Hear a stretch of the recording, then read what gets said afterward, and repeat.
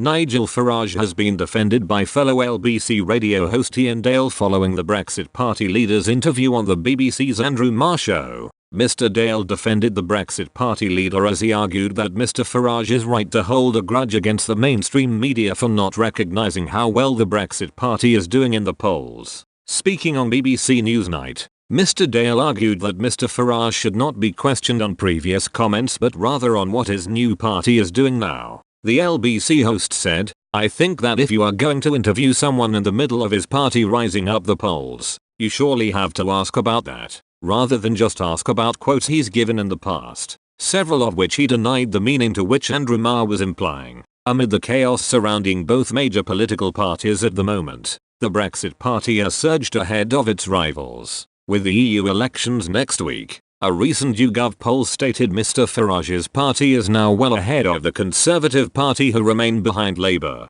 the Lib Dems and the Green Party. Mr. Dale also added that it is a common misconception that the former UKIP head is a constant force on mainstream media, as he insisted Mr. Farage had not been on any major programme since the election campaign started, aside from Question Time and Mr. Marr's show. He also added, his grievance is that his party is polling so high but his party is being ignored by a lot of BBC programmes, so I understand his frustration. Mr. Dale's defence of Mr. Farage comes following his interview on the Marr show, where he was in a defiant mood with the BBC presenter. Questioned on some of his previous comments, Mr. Farage accused the BBC of presenting its bias. On the show, Mr. Farage stated, "The Tory and Labour parties are in denial. I think you'll all be in for a shock next Thursday." However, Rob Burley, the programme's editor, defended the line of questioning. He said, "From the start of the Brexit Party he has said this is not just about Brexit but a party to reshape politics."